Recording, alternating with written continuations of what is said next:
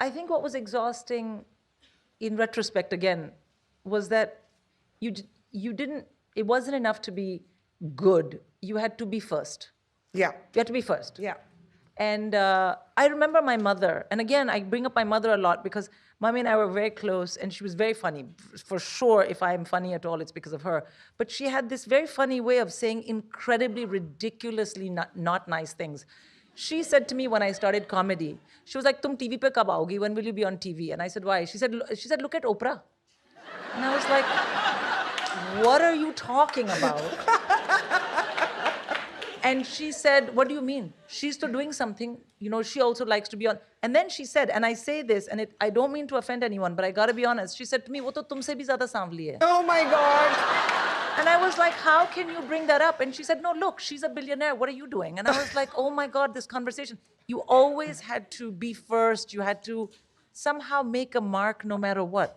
The thing that I really wish, I mean, you can't change the past, but the ability that I wish I had seen sooner, so that I could have believed in myself a little bit more earlier, is that you weren't allowed to do something out of the joy of it.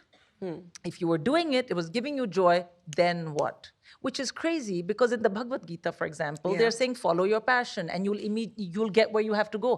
Somehow all of our parents only remember Bhagavad Gita when it's time to criticize us. But when it's time to actually look at their behavior, they don't remember it at all. Do you know what I mean? So I think that was one thing, was always, what are you doing with it?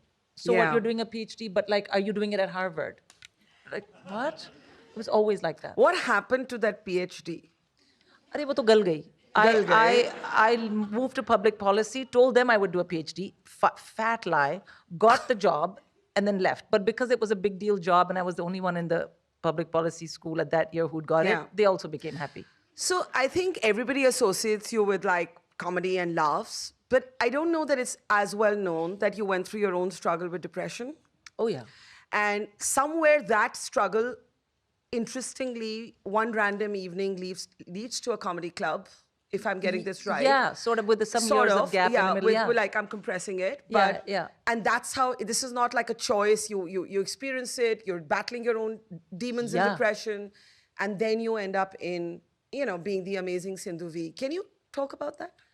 Sure. I think when it came to depression and all the anxiety, so basically I was in finance, I had a baby, my first child, and I loved my job. So even though I found it difficult by then, I mean, because I was in sales, so I got to meet a lot of people and do a lot of chatting. So then I took my full maternity leave, and then I went back to work. But what happened there, again, was that I was so fixated on the achievement of being a banker and earning money and having achieved something, that being just a housewife felt like a failing. But the thing is, I used to miss my child a lot. Yeah. I used to go in the bathroom and cry. Then I would call my mother, and she would say, like, sabko apne bachchi ki yaad aati hai, go and work.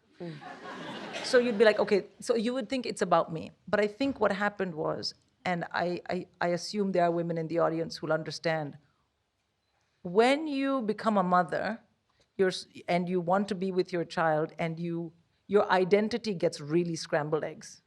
Because up until then, you're an achieving woman, you're this person in this job, that's what you're doing, you know, and then you have a child, and a lot of things start seeming less important, but those things are the things that gave you name, But you status. You think dads go through that too? I mean, I don't know. Please clap. I don't know if dads go through that, because I don't know what dads feel like when they become dads. I also think that by and large, the requirement for men to stay home with their kids is at least marginally less. Do you know what I mean? I don't want to make big sweeping statements, but I think for me, and I think for a lot of moms, you want to be a mom, but then you also want to go to work, but then you miss your kid, and then if you're not working, then who are you? And that really scrambled my brain, because as Padma had said, my entire life had been about achievements. Yeah. And then being at home with a baby is not considered an achievement. It's like, now you're just a housewife. That was hard. And so instead of thinking about it and saying, no, I'm someone outside of my achievements, I went and had a mini nervous breakdown because, no, it's fine, you can laugh. It's quite funny the way I said it. I think that was quite funny. Anyway, I literally went cuckoo, like I was on the trading floor and the floor was moving and I was like, I haven't even had bhang, what's going on? But, and I had to take a break. They were like, you need to go home. And I think it was that it took all of that for me to be able to separate myself from my achievements and just rest in the fact that I was just a person with a baby who wanted to be with the baby. And I was lucky that I didn't have to work and that my husband was in finance. And also he was very chill. He was like, bro, are you all right? Like, you don't have to do anything you don't want to. I think that was very hard. And then staying home for many years, I would say 2 or 3 years, I felt like I'd failed. I'd crashed out of banking. I didn't have an income. I was just a housewife, but I couldn't do better. So those were some crazy years.